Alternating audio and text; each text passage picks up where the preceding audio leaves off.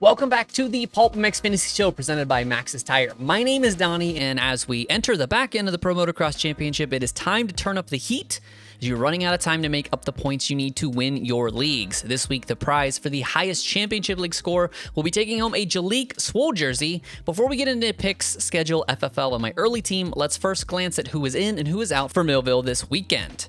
After being a last-minute scratch at Southwick last weekend, Jet Reynolds stays on the disabled list this weekend, and thankfully he is the only one. On the flip side, we do have two high-level factory guys returning in the 250 class, namely Austin Faulkner, who returns after that brutal crash at A1, as well as TLD Gas's Pierce Brown making his 2023 outdoor debut.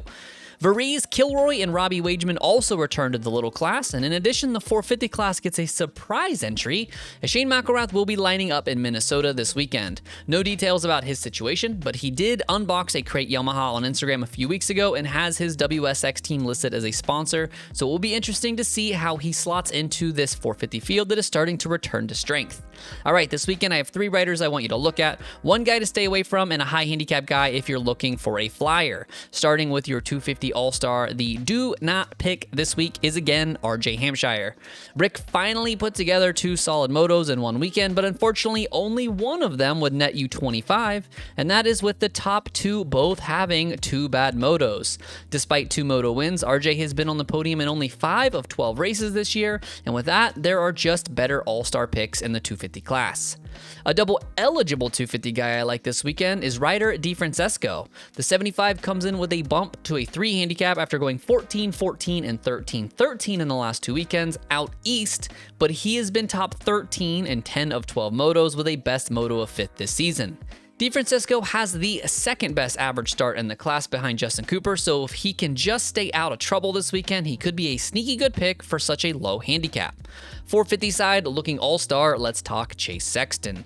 It's not a sexy pick, but the 23 has been top 2 in all but one of his 6 motos this season, and even then, he was 3rd. With all things considered, Chase should have an even lower handicap than a 1, but as long as Jet continues to shut the field out of race wins, Sexton and Ferrandis are going to continue to be easy picks week in and week out. If we're talking double points, I like the guy he stole the star from at Southwick, and that is Lorenzo Locurcio. The Wildcat Racing rider has carried the All-Star since the second weekend, and upon giving it up is inexplicably a 6 handicap. He's DNF free, has finished top 16 and 10 of 12, and as high as 5th at Hangtown, coming in with an average finish of 12.6. He's just 2 good starts away from coming away from Spring Creek with 2 top 10s. The high handicap hero of the round given to a rider with a handicap of 10 or more that I think has a realistic chance to score massive points this weekend if you're the type of person that likes to sweat out a little LCQ action for a big payout.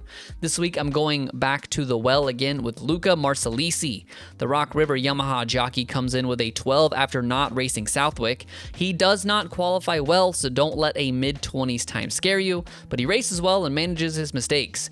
He finished as high as 11th the last time we saw him at Redbud, and is yet to DNF, which is a huge upside for a double-digit handicapper. Moving on to the FFLs, Cooper ties it back up with Hunter, making it hard to pick. With Hunter being less than 100%, I think it's safe to give the nod to Cooper over Lawrence, but it is close.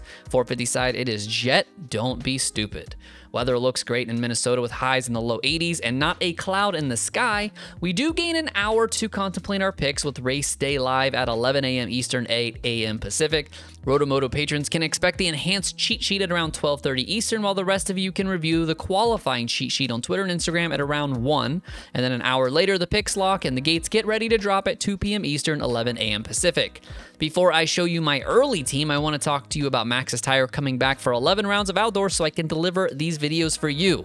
You know Maxxis Tire. You know their MX ST tire designed by the king of Supercross and my all-time favorite rider, Jeremy McGrath. It is the newest and most advanced tire in the Maxxis MX lineup, featuring an all-new tread pattern, compound, and composition to provide the stability, predictability, and traction that the upper tiers of motocross demand. Available at your local retailer and also at motosport.com.